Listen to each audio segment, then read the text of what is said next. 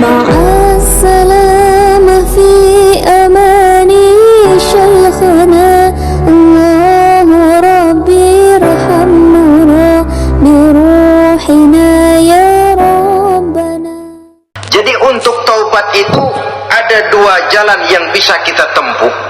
Pertama, taubat dengan lisan, taubat dengan ucapan. Dalam artian apa? Memperbanyak istighfar. Istighfar yang mana?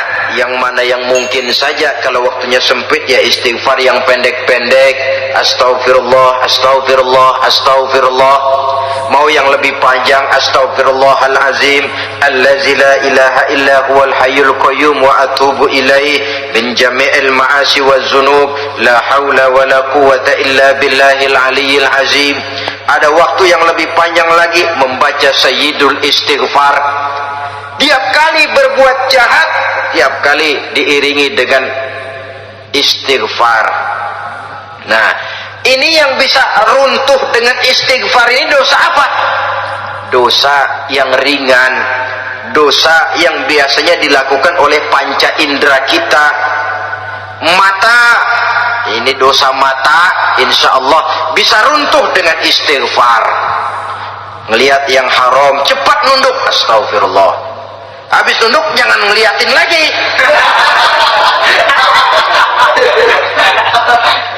Kadang-kadang ngelihat nunduk istighfar, melotot lagi, istighfar lagi.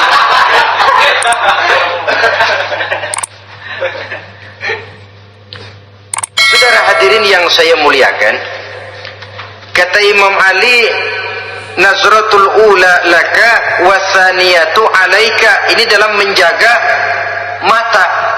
Pandangan pertama rezekimu kelihatan, namanya kelihatan kan rezeki. Pandangan pertama rezekimu, ulangannya dosamu. Ulangannya ini yang bisa membawa dosa. Dosa karena lidah, mengucapkan kata-kata yang menyakitkan orang. Dengan istighfar insya Allah runtuh. Adapun dosa-dosa besar lainnya tentu harus dengan perbuatan. Tidak cukup dengan sekedar istighfar saja. Perbuatannya apa? Itulah seperti yang sudah saya sampaikan pada ciri-ciri orang yang bertaubat tadi. Oleh karenanya, beruntunglah kita masih diberikan umur oleh Allah, sehingga segala dosa dan kesalahan yang kita lakukan, kita masih punya kesempatan untuk mengadakan pemutihan, bertaubat kepada Allah. Nah, apa kemudahan yang diberikan Allah kepada orang yang melazimkan istighfar di dalam hidupnya? Pertama, kata Nabi, man lazimal istighfar, siapa orang yang melazimkan, membiasakan diri istighfar, diberikan keistimewaan oleh Allah. Pertama, ja'alallahu lahu min kulli dhiqin makhraja. Allah akan memberikan jalan keluar untuknya dari segala macam kesulitan. Hidup ini kan problem. Makin tinggi status sosial, makin banyak urusan. Urusan akan selesai apabila hidup di dunia selesai. Kita menyangka orang lain lebih enak dari kita, padahal tiap orang punya urusan. Yang namanya enak barangkali persis seperti pelangi biang lala itu, tidak pernah di atas kepala kita, di atas kepala orang lain saja. Begitu kita memandang keenakan dalam hidup ini. Petani bilang pedagang enak, pedagang bilang petani enak. Tapi begitulah keenakan itu. Orang yang melazimkan istighfar, dia akan diberikan jalan keluar dari segala macam kesulitan. Menurut perhitungan otak, didlek, buntu, tidak sanggup lagi, entah bisa terwujud dan terlaksana. Allah memberikan jalan keluar dari segala kesulitan. Saudara, kalau Allah sudah memberikan jalan keluar dari kesulitan, siapa lagi yang bisa bikin sulit kita? Kalau Allah yang memberikan jalan keluar, everything is running well, katanya. Semua urusan bisa jalan dengan lancar. Tapi tanpa istighfar, jauh kita dari Allah. Jalan yang sudah lapang pun bisa jadi sempit. Urusan yang sudah nyata akan selesai pun bisa jadi injelimet. Dan jalan yang tadinya tidak berliku-liku pun bisa berliku-liku. Ini faktor yang di luar perhitungan matematis. Kita tidak mampu, Allah maha mampu. Menurut akal kita tidak mungkin. Kalau Allah mau, tidak ada yang tidak mungkin. Saudara-saudara, ini fasilitas pertama. Orang yang gemar istighfar diberikan jalan keluar dari segala macam kesulitan. Yang kedua, wa min kulli hammin faraja, diberikan kegembiraan dari setiap kesusahan yang dihadapinya. Ada saja faktor-faktor yang mendatangkan kegembiraan, yang mendatangkan refreshing di dalam kehidupannya, sehingga dia tidak lalu merasa jalannya buntu, tidak merasa kesulitannya tidak pernah terselesaikan. Dan yang ketiga, fasilitas yang diberikan Allah kepada orang yang gemar istighfar, wa razaqahu min haitsu la yahtasib, Allah akan memberikan kepada mereka rezeki dari jalan yang tidak pernah mereka sangka-sangka, dari jalan yang tidak pernah mereka perkirakan sebelumnya. Saudara-saudara kaum muslimin rahimakumullah, inilah fasilitas ketiga yang diberikan Allah kepada orang yang gemar istighfar. Rizkinya datang dari jalan yang tidak disangka-sangka. Sebab rizki ini juga termasuk hal gaib. Dan jangan lupa, ar-rizqu bimakna al-ata hissiyan kana au ma'nawiyan. Rizki adalah pemberian, baik yang konkret maupun yang abstrak. Kita sering membatasi pengertian rezeki, maka rezeki kita jadi sering terbatas. Menurut kita kan yang namanya rezeki cuman duit saja. Kalau bukan duit bukan rezeki. Padahal semua karunia Allah itu rezeki. Umur rezeki, istri rezeki, anak rezeki, pangkat dan jabatan rezeki, termasuk duit juga rezeki. Tapi dalam kebiasaan kita rezeki cuman duit. Begitu duit seret, kita anggap rezeki macet. Maka akhirnya kita tidak bersyukur kepada Allah. Padahal mungkin di sektor duit macet, tapi rezeki dari segi lain, ilmu barangkali tambah, wibawa naik, pangkat naik, anak tambah, itu juga merupakan rezeki. Saudara-saudara kaum muslimin rahimakumullah, orang yang gemar istighfar ini diberikan rezeki dari jalan yang tidak disangka-sangkanya, dibukakan perbendaharaan Allah untuknya, sehingga rezekinya datang dari cara yang tidak disangka-sangka.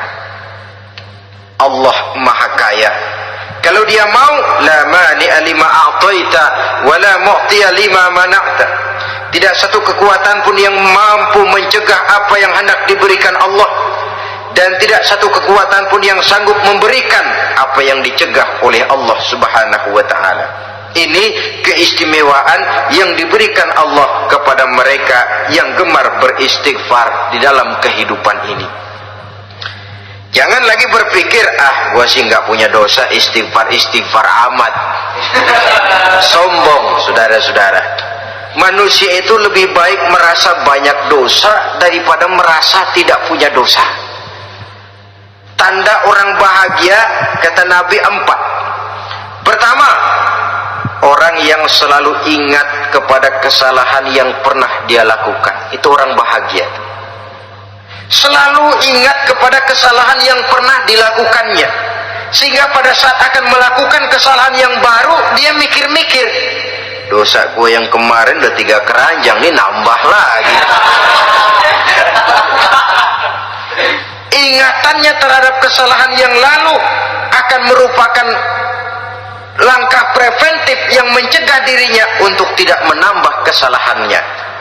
Orang bahagia, orang yang selalu ingat kesalahan yang pernah dia lakukan, terbayang di pelupuk mata, bukan ngumpet-ngumpetin dosa. Sebab apa yang mau kita umpetin di hadapan Allah?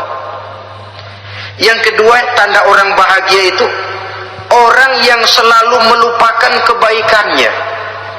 Kalau dia berbuat baik, dia lupakan. Dia anggap dirinya belum pernah berbuat baik. sehingga di mana ada kebaikan dia tidak bisa ikut, dia merasa sangat rugi sebab dia anggap dirinya belum pernah berbuat baik. Yang ketiga, tanda orang bahagia, dalam urusan dunia dia lihat ke bawah, sehingga timbul rasa syukurnya bahwa kalau dia sengsara masih banyak yang lebih sengsara dari dia, bahwa kalau dia miskin masih jauh lebih banyak yang miskin dari dia, bahwa kalau dia menemui kesulitan masih banyak yang jauh lebih sulit dari dia. Dengan cara itu jiwanya akan lapang, hidupnya akan tenang, dan dia tidak pernah ingkar kepada nikmat yang diberikan Allah. Sebaliknya yang keempat, tanda orang bahagia itu dalam urusan akhirat dia lihat ke atas. Dunia lihat yang bawah, akhirat lihat yang atas. Kalau dia bisa sholat, kenapa saya tidak? Kalau dia sanggup puasa, kenapa saya tidak? Kalau dia bisa baca Quran, kenapa saya tidak? Timbul panas, nyontoh ibadah mendatangkan kebahagiaan. Rakus ibadah malah dianjurkan, rakus dunia malah tercela. Nah, lawanannya orang celaka, saudara-saudara. Orang celaka juga tandanya 4 lawanan yang tadi itu. Pertama, orang yang selalu melupakan kesalahannya. Kalau berbuat dosa lupa, sok bersih. Alah, dosa gue mah dikit. Saudara hadirin yang saya muliakan, orang yang selalu melupakan kesalahan, menganggap dirinya bersih, akhirnya kalau ingin berbuat dosa nggak dimikir-mikir, tidak ada lagi yang ditimbang-timbang. Selanjutnya, yang kedua, orang celaka itu orang yang selalu mengingat kebaikannya. Akhirnya apa? Timbul sifat nepuk dada, membanggakan jasa, lahirlah pahlawan-pahlawan kesiangan. Selalu membanggakan diri, nepuk dada, kalau enggak saya, itu masjid, kalau enggak saya, itu pesantren, kalau enggak saya, itu umat, kalau enggak saya. Memangnya kalau enggak sampean kenapa? Orang yang celaka adalah orang yang selalu menghitung-hitung kebaikan yang pernah dikerjakannya. Keikhlasannya kurang, makin dia hitung, makin kurang nilai pahalanya. Makanya kalau berbuat baik, ya anggap saja buang sampah, gak usah ditengok-tengok, gak usah diingat-ingat, dan gak usah mengharap orang yang kita tempat berbuat baik akan membalas kebaikan. Saudara hadirin yang saya muliakan, yang ketiga, tanda orang celaka dalam urusan dunia melihatnya ke atas. Panasnya timbul, syirik dan dengkinya naik, rakusnya jadi.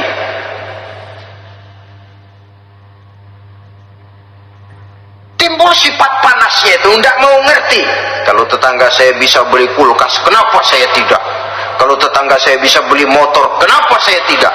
Kalau tetangga saya bisa beli mobil, kenapa saya tidak? Gaji nggak cukup, tuyul piara.